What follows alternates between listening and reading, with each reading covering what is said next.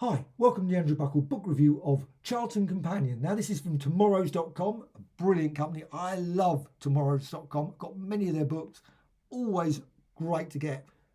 And this book, obviously it's a paperback version. I don't know if there's a hardback version available. I've only seen the softback paperback version. Also, you probably on their website be able to get the download an ebook version of it as well. Obviously a bit cheaper, but this book is, I think it was about £30 in the UK. I'm not certain here. It says here $43.95 in the US. It's obviously Tomorrow's Publishing. Now Charlton Comics produce thousands, and apparently there was 6,000 comics they produced. Obviously Marvel produced a lot more since. I think I'm certain it's more than that. But still, at the time, I must admit, they produced lots and lots of obscure and unusual stuff, as well as many sort of licensed material. Obviously, you can see there, Atomic Mouse, Nature Boy, Fantastic Giants, lots of Steve Ditko, etc. Mysterious Suspense, Teenage Love, and you've got here Haunted Love. They had lots of horror ones, they had westerns, they had romance, they had career girl opportunities or something, they had hot rod story. They had everything. Literally, but I suppose in many ways, of course, Atlas produced lots of things as well, Martin Goodman. But it's absolutely fascinating book. This is just absolutely brilliant by John B. Cooke. And originally, there was two brilliant comic book artist magazines about Charlton. I did have them. I was looking for them. I thought I still had them, but I couldn't find them. But still, you could obviously get those. The table of contents. So you've got there all the various details. Charlton Comics, Go-Go 50s, The Thing, etc., etc. Rise and fall of action heroes. And you've got about like the artists, the writers. This is like a real amazing history of comics. This is just everything, but not just comics as well. They also did lots of things in music. They did lots of other publishing, adult publishing, lots and lots of other things. And it's got also a brilliant index at the back. Not of the comics, sadly. Unfortunately, it doesn't list all the comics. It lists all the magazines, and they produced a lot. Colour and black and white all the way through. And you can see there the date, 1944 to 1986. But this is just a quality book, full of tons of information. Obviously, there, Italy. That's where it all started. And you go all the way through just fascinating articles all the way through this. The coming of Charlton Comics. And you can see the early ones here. Now, I love this one. It shows the first one. Radio Rarities, apparently. Technically, one could say the first comics type material to appear in Charlton publications. And also you've got Yellow Jacket. I've seen some of these. I have seen them, but I can't say that I know particularly much about them. You've got here Good Humour magazine and 100% drawing power. There's just so much information. It's one of these books I think I'll be dipping into for many, many years. I love these Tomorrow books just for that. You can just sort of read a couple of pages, and then you can always come back to it later, find out a little bit more. And you've got here Beyond the Grave. Lots of, unfortunately, very small examples there, but still, I think perfectly reasonable. They are very tiny. You've got Paris Life, Jane Mansfield there, I saw there, The Thing. So you've got lots of examples of the covers. Thinking About Thing. So an article there. Also about the New England Printer. They had lots of magazines and articles about Charlton Publishing, not related to comics, but you can see some obviously examples there of the comics there that have been printed. I just love those sort of things when you see them on the printing press. It'd be nice to actually see a book of behind the scenes of printing press pictures. Well, I'd find it fascinating anyway. Maybe no one else would be interested, but the whole sort of how it's printed, all the various steps would be nice. Depravity for Children, 10 cents a copy, it says there, from the Hartfield Courant, apparently. The Blue Beetle, there you've got Never Again, lots of war ones. They produced lots of war ones, obviously in the 50s. It's also got about the plant as well. Of course, there was problems there. They got flooded at a certain point. I can't remember what year it was.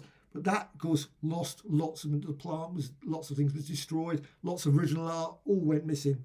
So that's, which is sad. But that happens.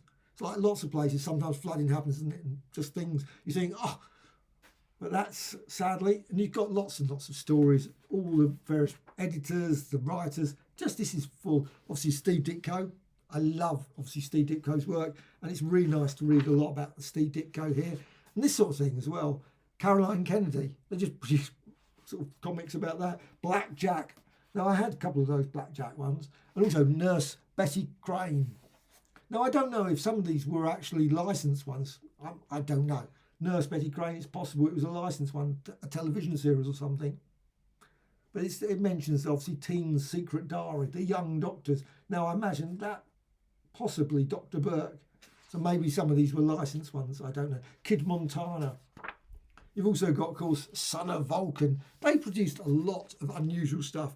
Most of it, sadly, very hard to get. I mean, obviously you can get some printings of these things, but they're not readily available. I mean, maybe, who knows? It's just, why are they not reprinted? Well, I guess because, of course, Charlton is no longer around, and obviously they didn't really, so they're just not.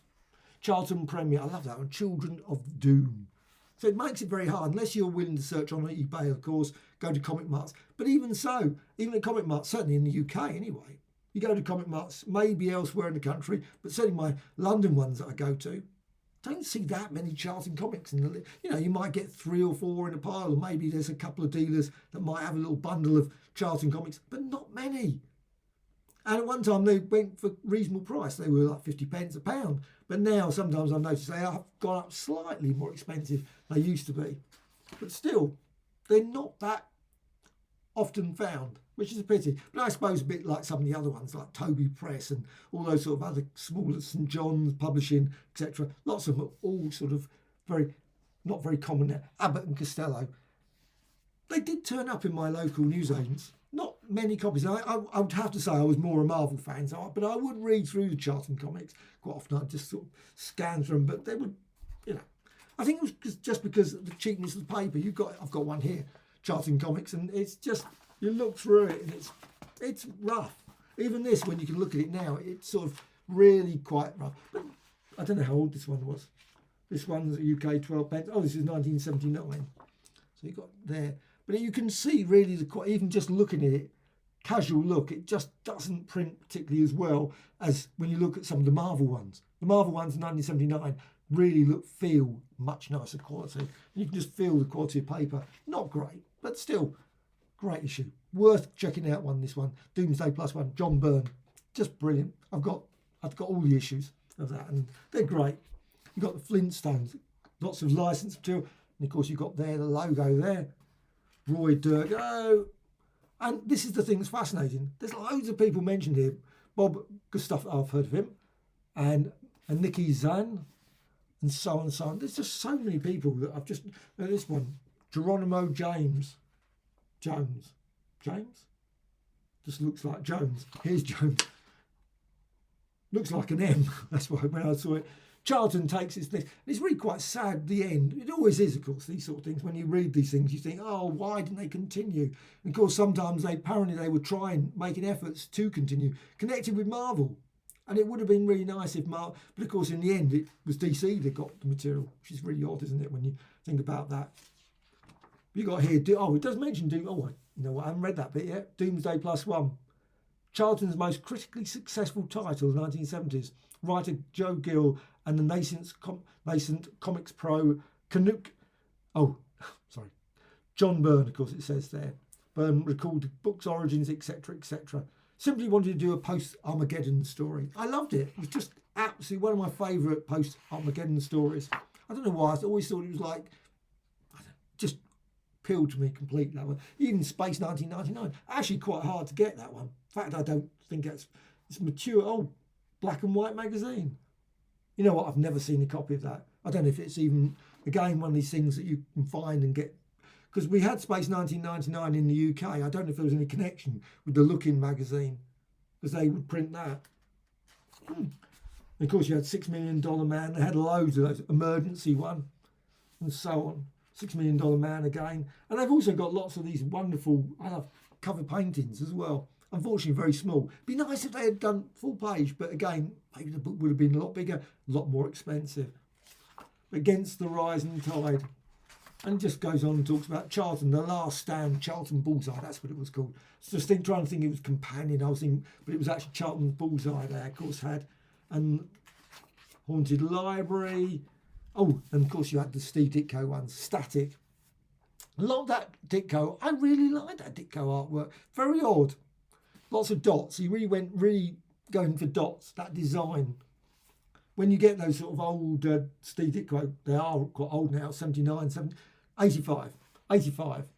And you can see lots of that sort of dot artwork, very strange, but still. And this sort of, the text, very, very intense text. It must take him a long time just to go all the way around, writing all that out.